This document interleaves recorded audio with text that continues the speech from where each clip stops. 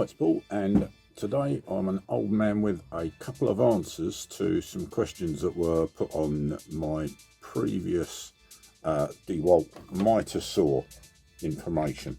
I've put a couple of videos up about the DeWalt Mitre saw. It's the one I use the most out of my collection, if you like. And it was Danny yesterday who asked me a couple of questions which are quite reasonable for someone who hasn't got a Mitre saw. He's thinking of buying one, and he's going to cut some composite decking on it. Now, this isn't decking itself, this is the composite fascia board, but the same rules apply. It's made out of the same material. And he was asking two questions. He was asking, the first question is, do I cut my deck boards upright, like if you like chop saw style, or do I cut them flat in a sliding saw style? And here's the answer.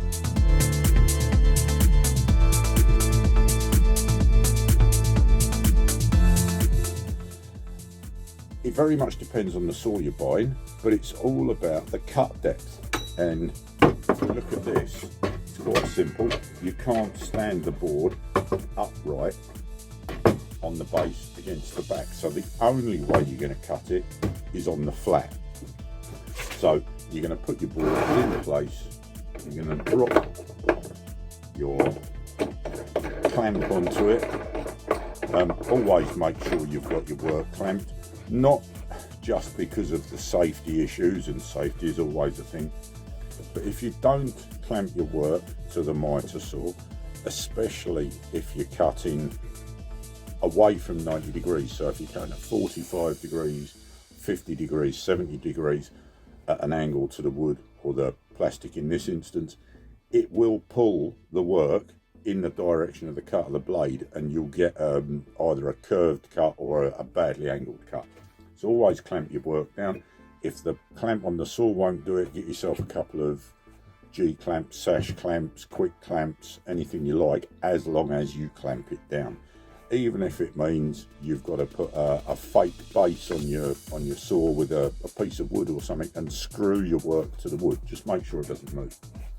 So, got a work clamp down now. In fact, what I'm going to do, I don't want to use too much of this board, so I'm just going to move it sideways. And now you can see that I can cut it perfectly well. I can slide the saw backwards and forwards and it'll cut perfectly okay. Just put a cap on that. If I try and put it back, it's not going to work because it won't fit underneath the saw blade. So having gone back to Danny and understood what he was actually asking with his question, my fault, I didn't get what he was saying. What he was asking was, when he's cutting composite deck boards, is he going to be cutting using the chop function on the saw or the slide function on the saw?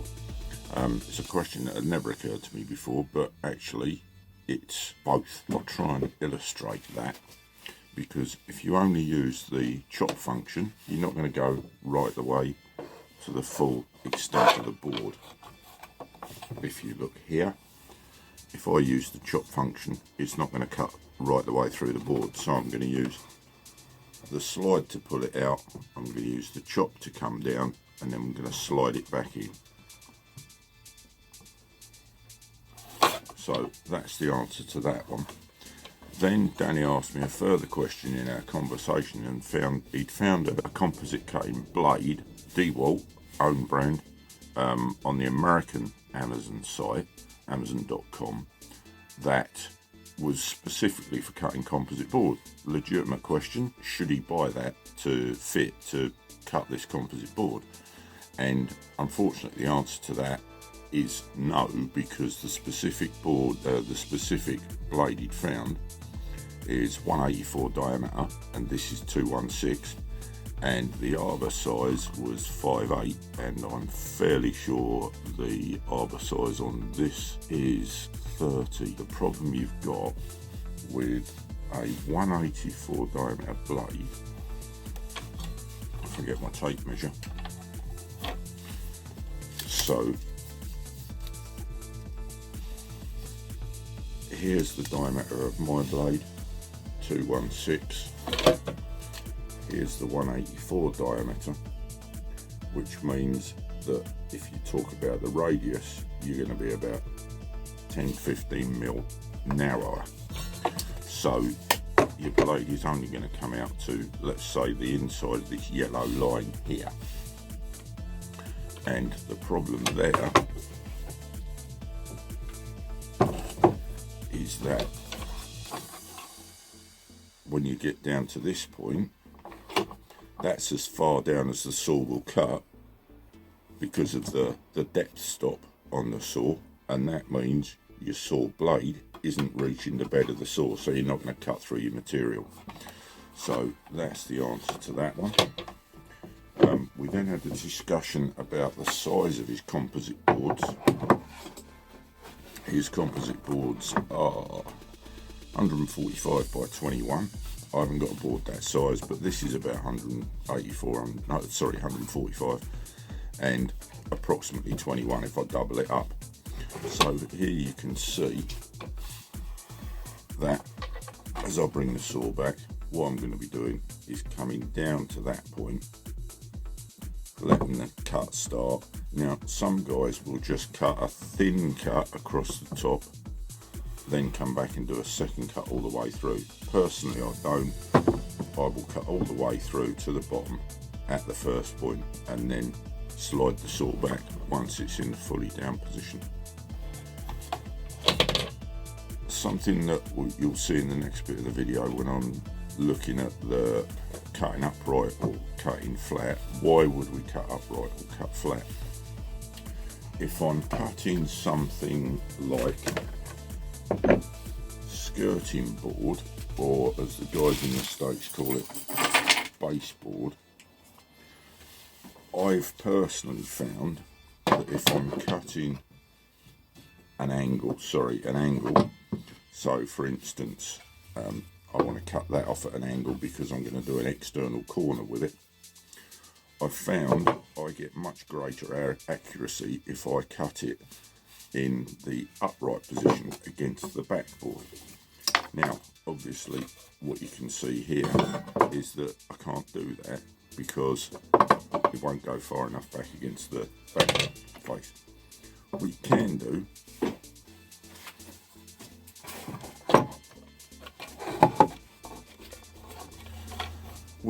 do is screw yourself an extra piece of timber to your rear upright fence, and that will stand your workpiece further forward, and you might, depending on the size of the saw, you might get away with that. So for instance here, that means I've now got the wood into the saw and I could cut it. However, there is a further problem, because if I look at the thickness of the board and the radius available on the saw, there is no way that that is going to cut right the way through that board. So there are limits even if you use the hacks that are available. So there are situations, for instance in skirting or baseboard this size, you may have to cut it in the flat position and angle your saw over to get the cut that you want.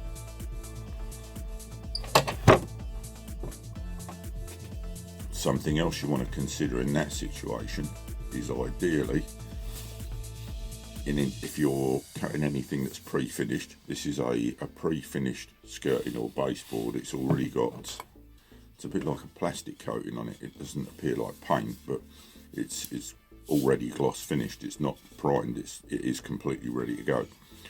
And if you're cutting it, what you ideally want is you want the direction of the saw teeth to go towards the wood, if you like.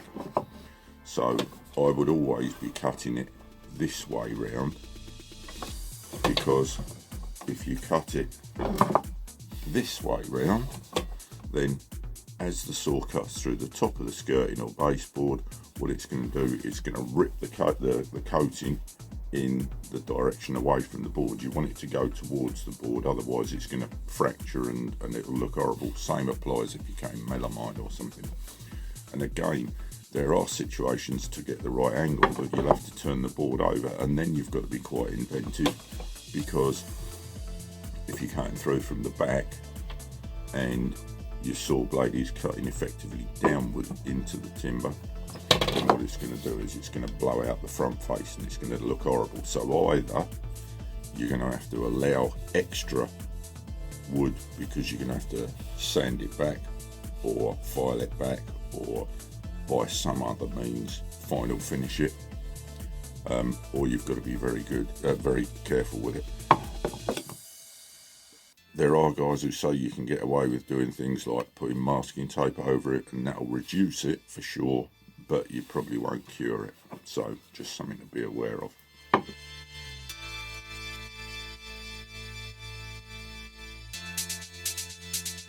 So the other question that Danny asked was about the finish. Did I have to do anything? What sort of cut did I get with the saw blade? And in honesty, this is still the same saw blade that I had on it when I was cutting my composite decking. And what I should have done was got it sharpened or replaced it after I cut all the composite subframe, the lumber as they refer to it, because it's got all sorts of stuff in the recycled plastic and it eats the saw blades. But I will now cut this section with the same saw blade and you'll see the finish that you get.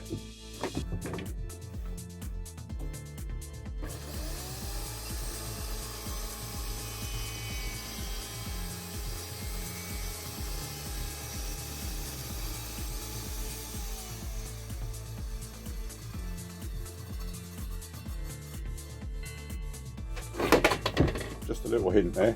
Whenever you're cutting using a miter saw, when you finish your cut, take your finger off the trigger, let it stop running. This doesn't have a blade brake, which is a bit of a pain, but let the blade stop running before you lift the saw up. A couple of reasons for that. One, it keeps your fingers out of the way of it, and two, it prevents it from catching your piece of work and flying it up in the air or whatever.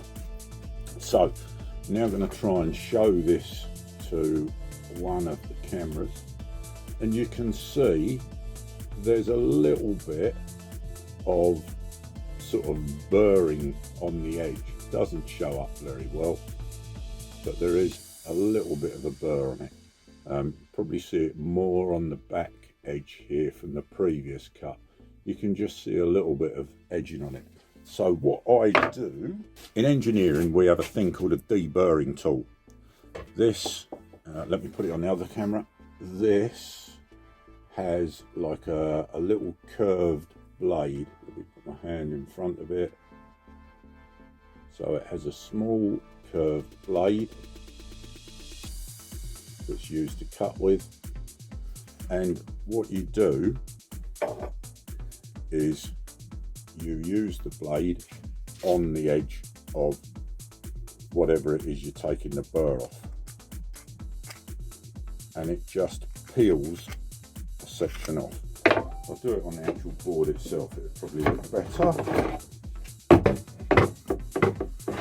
So I hold it sort of at an angle down to the blade, to the board, pull it along, and if I now show you, it just puts a neat little bevel down the edge of the board. It won't work if you're doing timber. If you're doing timber, you're going to have to use sandpaper or a file.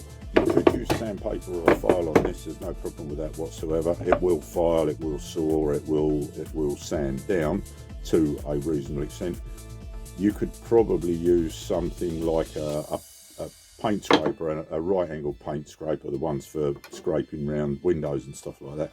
Anything with a sharp blade. An old Scarston scraper, for anybody who knows what that is out on the internet there.